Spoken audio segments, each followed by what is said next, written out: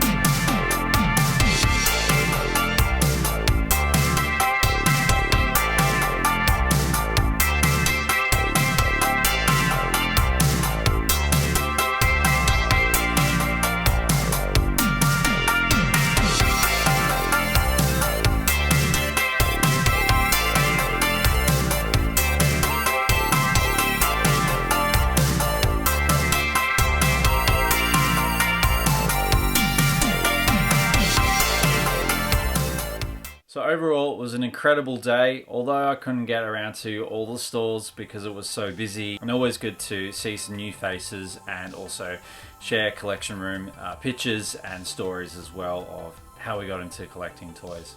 As I was packing up everything from my stall, bumped into another friend, John, who I've also done a bit of trading with before, and I did see that he had a Tomb Raider toy on his shelf. And Tomb Raider was a game that I grew up with, obviously Tomb Raider 3, and I remember having the figures, and there was a particular Tomb Raider figure with the old sort of columns, and there was like a big tiger on the top ready to sort of pounce.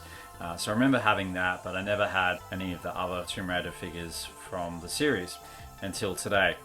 Now, he had this really cool one which has Lara Croft coming through a doorway in Area 51. And here we have Lara Croft coming out from Area 51, and these are quite a large version of the figure, and it does also come with all the weapons as well attached. So yeah, really cool to sort of be able to get that into the collection. And he was able to do a super nice deal for me at $20, which I wasn't expecting. So thank you very much for helping me out on that, mate. So that is the only one sort of item that I was able to get, but yeah, pretty cool to sort of be able to add that into my retro gaming section. So she'll look really cool there with the PlayStation and PlayStation games. So overall, it was an incredible day, and let me know in the comments down below, were you able to make it to the Nexus Toy Fair for April, and did you get any cool goodies, or were there any goodies that you kind of let go by this time? So I'll leave links in the description where you can find out about the Nexus Toy Fair, and the next Nexus Toy Fair will be in 3 months from now, which will be on the 12th of July. Looking forward to seeing everyone there, and also capturing some more awesome vintage goodness. So that will do it for me. If you've liked this episode, please like and subscribe. It will help me creating more episodes, and boy do we have some incredible content coming up. So you want to make sure you hit that bell notification so you get notified when new episodes come out. So stay safe, stay healthy, have a great week. You know who you're going to call, Ryan the Collector Kid. See you next time. Bye.